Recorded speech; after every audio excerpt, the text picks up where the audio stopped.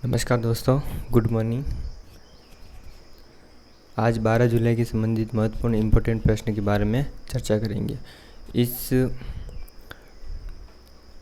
इसके बारे में जो पीडीएफ फाइल है वो नीचे डिस्क्रिप्शन में दे दी गई। इसके साथ ही चैनल को सब्सक्राइब जरूर कीजिए।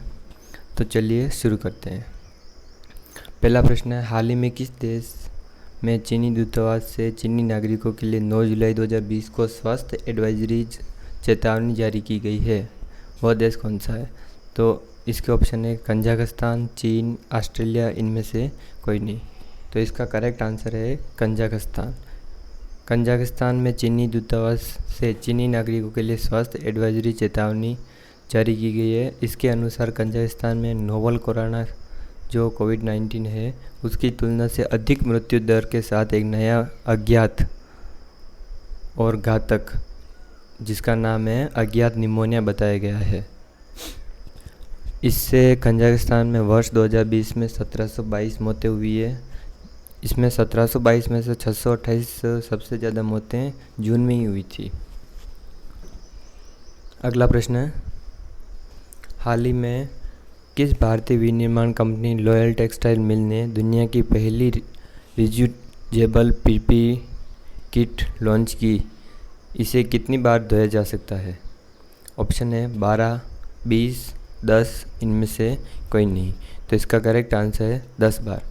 इसके साथ ही लॉयन टेक्सटाइल मिल के अनुसार पुनः उपयोग के लिए वस्त्रों और मास्कों को 25 बार तक धोया जा सकता है, जबकि पुनः उपयोग के लिए पीपी किट को 10 बार तक धोया जा सकता है। अगला प्रश्न है, हाल ही में अमेरिका की बहुराष्ट्रीय एयर स्पेस कंपनी बोइंग ने जून 2020 के सभी महीने में सभी सैन्य हेलीकॉप्टर की डिलीवरी पूरी कर ली थी, जिन्हें कब भारतीय सशस्त्र बलों के लिए रक्षा मंत्रालय द्वारा ऑर्डर दिया गया था? तो इसके ऑप्शन है 2012, 2010, 2015, इनमें से कोई नहीं। तो इसका करेक्ट आंसर है 2015। 22 सितंबर 2015 को राष्ट्र सुरक्षा पर केंद्रीय मंत्रिमंडल समिति ने बोइंग से 37 सैन्य हेलीकॉप्टर की खरीद की मंजूरी दी थी।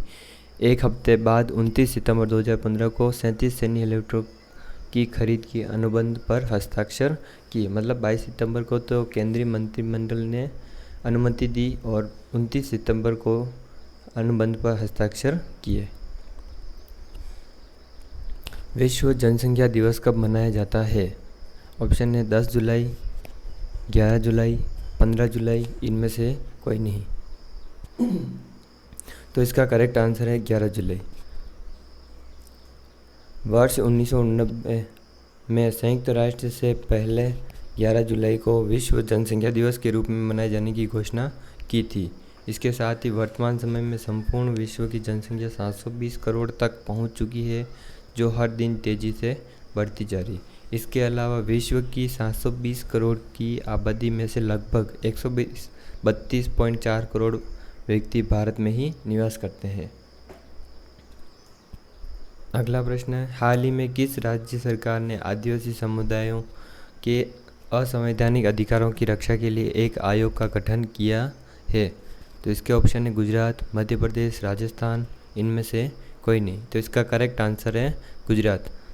दोस्तों, गुजरात सरकार ने हाल ही में गिर, बरदा और आलेच जंगलों के क्षेत्रों में रहने वाले 3 आदिवासी समुदायों के बीच लाभार्थियों को तय करने के लिए 5 सदस्यीय आयोग का गठन किया है। अगला प्रश्न है, हाल ही में किस देश में ठोस ईंधन वाहक रॉकेट को अपनी पहली उड़ान के दौरान विफलता का सामना करना पड़ा? तो इसके ऑप्शन है ऑस्ट्रेलिया, चीन, अमेरिका, इनमें से कोई नहीं। तो इसका करेक्ट आंसर है चीन। चीन के ठोस ईंधन वाहक रॉकेट क्विंगजो 11 को अपनी पहली उड़ान के दौरान विफलता का सामना करना पड़ा। चीन के मंदारिन भाषा में क्विंगजो 11 का अर्थ है तेज पोत।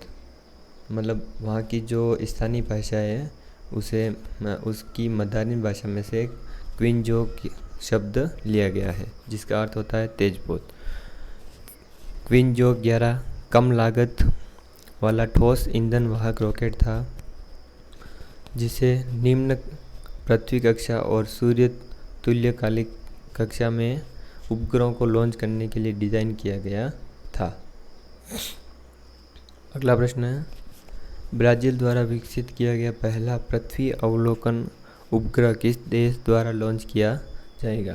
तो इसका ऑप्शन है अमेरिका, ऑस्ट्रेलिया, भारत, इनमें से कोई नहीं। तो इसका करेक्ट आंसर है भारत।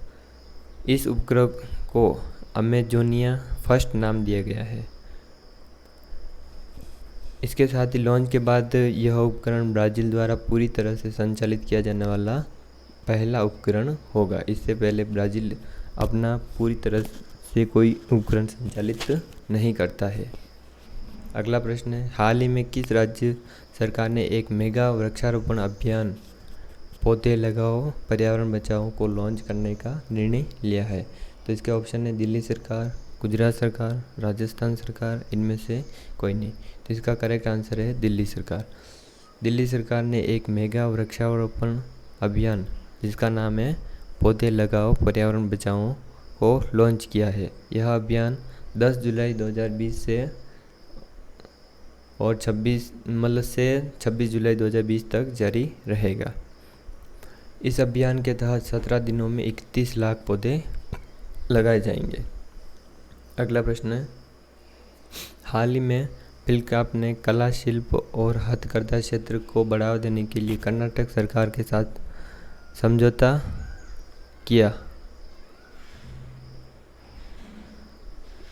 इसके ऑप्शन है दिल्ली सरकार, गुजरात सरकार, कर्नाटक सरकार और इनमें से कोई नहीं। तो इसका करेक्ट आंसर है कर्नाटक सरकार। कर्नाटक सरकार ने फ्लिपकार्ट के साथ कला शिल्प और हथकरघा क्षेत्रों को बढ़ावा देने के लिए कर्नाटक सरकार ने सूक्ष्म, लघु और मध्यम उद्यम और खनन विभाग के साथ एक समझौता ज्ञापन जिसे MOU कहते हैं पर हस्ताक्षर किए। यह MOU कर्नाटक हथकरघा विकास निगम के कावेरी और प्रियदर्शनी हथकरघा जैसे ब्रांडों को फ्लिपकार्ट समर्थ कार्यक्रम के साथ जोड़ेगा। अगला प्रश्न है, दलाई लामा के जीवन पर लिखी किताब कब होगी रिलीज? इसके ऑप्शन है 2020, 2022, 2025, इनमें से कोई नहीं। तो इसका करेक्ट आंसर है 2020। दलाई लामा के जीवन पर लिखी गई हिज होलिनेस द फोर्थ नाथ दलाई लामा शीर्षक पुस्तक का विमोचन 2020 में किया जाएगा। इस पुस्तक को रोली बुक्स द्वारा प्रकाशित किया गया है। धन्यवाद दोस्तों।